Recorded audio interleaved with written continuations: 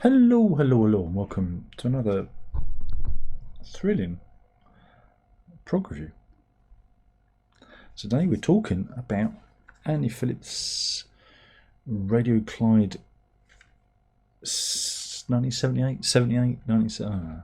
It used to just be called Radio Clyde, but it's been rejiggered and repurposed for today, for now, the nowness. This is on Esoteric Recordings / Cherry Red, and it's another part of the Anthony Phillips reissue campaign that they've been undertaking for, crikey, how many years? Feels like forever, doesn't it? For those of you who don't know, Anthony Phillips is the founder, member, guitarist of Genesis, and after his tenure there, leaving after one album, we don't count that first one. It's not really the first one. We don't count that one. We don't count that. We start from Trespass. Come on, the band does, so should we. He left through nervous exhaustion, and he's had probably the most interesting career of the Genesis alumni. Now, what is this? Is it a live album? It's kind of a live album. I've got to explain what a radio session is. Crikey. In the old days there was this thing called the radio. This is for all the children out there. And it was like a magic box. It was like a magic box, and you could tune it in to these things called radio waves that came through the air invisibly. A bit like 5G, a bit like that. And there were these things called radio stations that used to broadcast music, news, all manner of things, entertainment. And Radio Clyde, that's the name of the station. 1978 is obviously the year.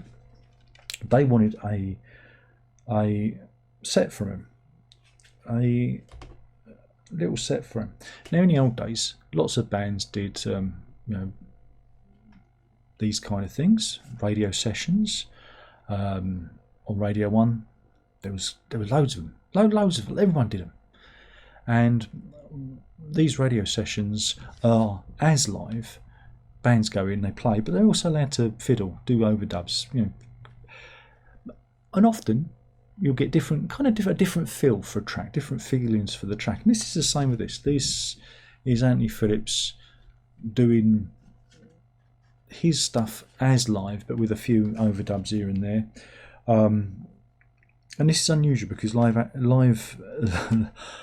material and Anthony Phillips are not two things that go hand in hand. Again, he's not somebody who's a great live artist, and so this is the closest thing you get to him being live, a live album.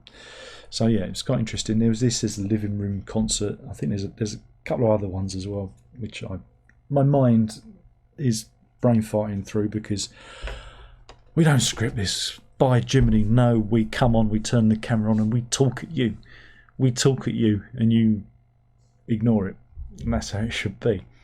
Now, I've owned this in the past. This is the first time I've owned it physically, I think. I'm trying to think now. Did I get a copy? I say that. Maybe I got the voice print edition. I don't know, but there's a copy of it in my digital archive. Maybe I did own it. It's that thing where your brain is so addled because you're so old that you can't remember what you've bought and what you haven't bought. Or maybe I downloaded it. No, I don't think so. I think maybe I did buy it. I thought this was the first time I bought it. I don't think it is. You get 2 extra tracks. Ooh, they're spoiling us. Ooh, they're spoiling us. And you get the Pete Cross album cover. Look, there's a cricket bat. There's the aerial. Isn't that cool? And Anthony Phillips is on the dial. That's what we used to use. We used to use the dial. We had to do the dial to dial in the radio station on the radio waves. Do you remember that? AM, FM, medium wave, long wave, short wave. Those were the days. This comes with a little booklet. Look, it's got a little booklet. It's very shiny. It's very shiny. And you get a little essay. A little essay from what's his name? Who does them? Jonathan Dan is doing. You can't see it because it's too bright. But it's got a little essay explaining the time. Now again, Anthony Phillips at the time, he brought out not Wise After the Event, Geese and the Ghost. I'm jumping ahead of myself.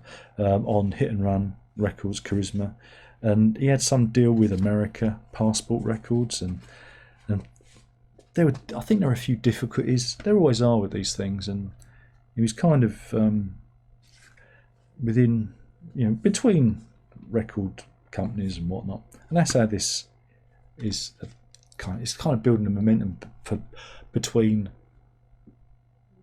Wise After the Event and Sides, and private parts and pieces as well. So there are many of those. Oh, it's complicated. Again, he's very prolific musician. So yeah, what you get here are 12 tracks, all your faves. Reaper, I love that one. Moonshooter, there are a few singy songs as well. Not a fan of that one. Flamingo, Conversation Piece. Silver Song, that's for John Silver, who left the band. Quite like that one. But Phil Collins, didn't he sing that originally? Master of Time, won't you take me away? Which Way the Wind Blows. Now What Are They Doing to My Little Friends? Field of Eternity, like that one too. Postlude, and the extra tracks are Reaper, another version of Reaper, and Which Way the Wind Blows. So you got quite a heady brew of stuff there, and like I say, you get 2 bonus tracks. What can we say? It's a bit louder. They don't do anything here. They don't do anything here to remaster. Well, they do. They probably do remaster it because they just make it louder. But they don't do anything to improve the quality. It's a little bit rough. It's a little bit dog-eared. That's part of the charm, I suppose. I think my original version was slightly warmer. Listening to this on headphones, I listened to it out on the stereo. That's probably the best way to listen to it on headphones. I found it a little bit brash, a little bit harsh to listen to, again, because they seem to have made it louder. My previous rip sounded a little bit more rounded, a little bit warmer, a little bit more fuzzier. Again, because that's what it would have been like. It would have been on the radio, and it would have been a little bit warmer, a little bit fuzzier. I've got to go and shake me chips. Oh, the life of a top progressive rock YouTuber named Darren. It's a hard life. It really is.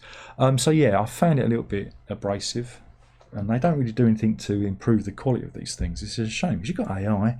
Yeah, I'm sure you could clear the grime off and make it sound a bit better. But that's me, wishful thinking. That's because that's what I do. I muck around with stuff and I try and improve the sound. But what do you think? Well, I've heard this album before. It's like putting an old pair of slippers on again. It's nice to read the booklet, what was happening. Jonathan Downing is a very good archivist, documentator of Mr. Phillips, so it all kind of gives you an idea of what was going on back then. And it's a bit of a curiosity,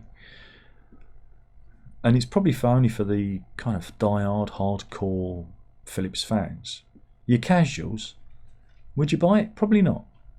But if you've delved deep enough into Anthony Phillips' archive, you might be curious. Like I say, there's this and the living room concert, and I know there's another one. I know there's another one he did that's skipping my mind. Someone's shouting it in the comments. Oh, please don't do that. Let's all just be ignorant together. I should write it all down on my hand. If I read it on my hand, if it was written on my hand, I could just go do that, couldn't I? Just like pretend I knew what I was talking about, rather than coming across as a complete ignoramus.